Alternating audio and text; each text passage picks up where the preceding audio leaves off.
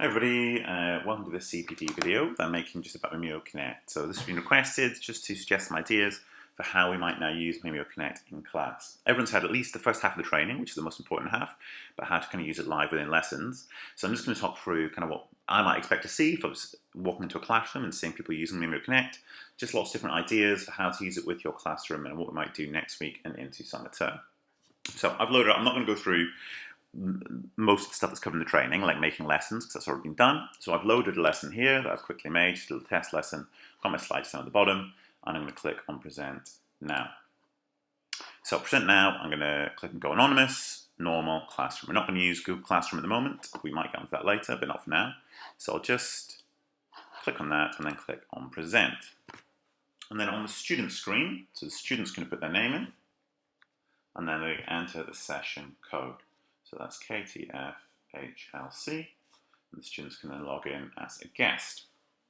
And now they are seeing my presentation. So straight away, that's the first thing to do. I mean, that already is kind of a useful tool. So rather than just having the whole presentation up on the board, students can have it on their device. They can see it a bit closer, perhaps see it a bit clearer.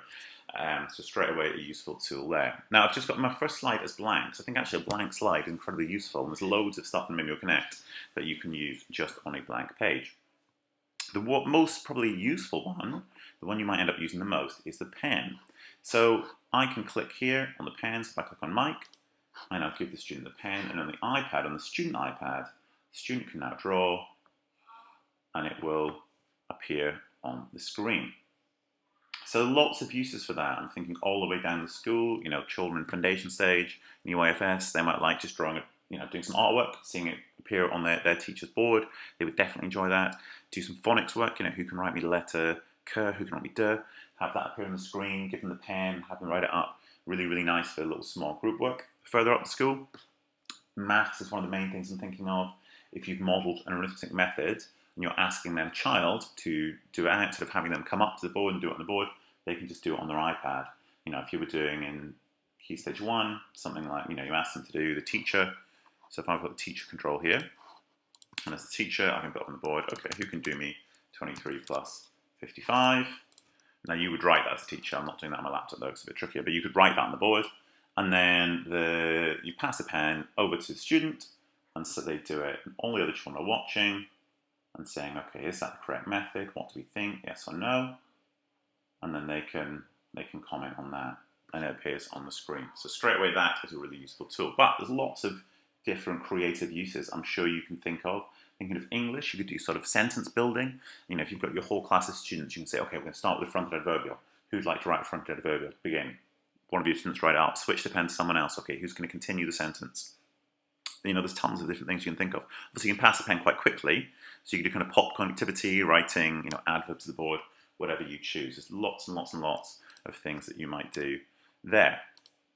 Just going to go over again on the blank screen some of the other tools that we have. Now you can use this on the blank screen, or obviously on the when you've got your slides for a lesson loaded. So eyes up. So you can see on the student screen, that just means no longer is anything appearing on the board. Students need to put their eyes up. If I get rid of that, then we've got the spotlight. You're going to highlight a particular part of your lesson, really focus in on something. Obviously, students are seeing that on their screen, which is quite cool to really draw their attention to something. You've got this just is the kind of like a shutters. So just if you had something on the board, pull it down. If you're doing spellings or whatever, you do spellings up on the board, and then you want to hide them, you can just quickly pull the shutters down like that. You've got your laser pointer, just useful for highlighting, then quickly disappears. Again, if you obviously you would use that when you have your slides up if you've written something on the board. And then pick a student. I'll come back to polls in a sec. Pick a student.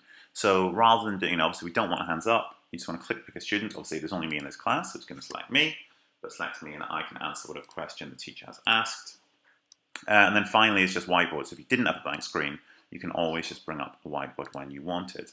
But possibly the most useful tool, the one that I think you'd end up using the most, the one that I'm planning to use the most, is the poll. So if I click on polls, now you can use this in two different ways. So you can use this just in a live lesson, obviously for your a formative assessment. You've just taught something and you want to check, do your students understand it? So you say, okay, I'm wanting the answer, 24 plus 59, just for example, Is this the answer? Yes or no? They have to work it out, and then they can vote. And you'll see on the student screen now, the live poll has appeared. I can click yes or no. So if I click yes, submit, and then the teacher screen, click on responses, and I've now got 100% on yes. So just using that as a formative assessment tool after you've done some teaching will be really, really useful. Are the students ready to move on, or do I need to recap this again? So I'll get rid of that poll now. You can obviously throw up lots of different polls, and there are also, sorry, that's just a name pick. There are also multiple choice. You know, you can do A, B, A, B, C, A, B, C, D as well. And again, you could use that live and just say, you know, here are 4 possible answers. Which one is correct? The students can vote. If I go, though, to my, if I actually go, get rid of that, and go to my next slide. Sorry, I'm going to bring that back. So you can also prepare students for things like this in advance. So if you have, as you know, we normally would have on our slides, questions for the students. So this might be at the start of a lesson. Let's say you're doing the Great Fire of London, you just introduced it. The next week, start of a topic lesson, you want to do that sort of quick, low-stakes quiz, just checking the students' knowledge, making sure it's really stuck in their brain. So do you agree the Great Fire of London was 1777? And then you can quickly just throw up a poll, yes or no.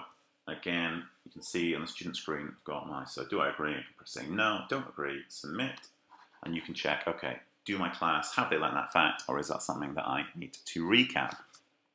And then the same sort of thing, if I go to the next slide, you can pre-prepare, next slide's down here, you can pre-prepare a multiple choice. So let's say you can grammar lesson, which of the following is a verb, and you know, often tricky was often one that catches children out.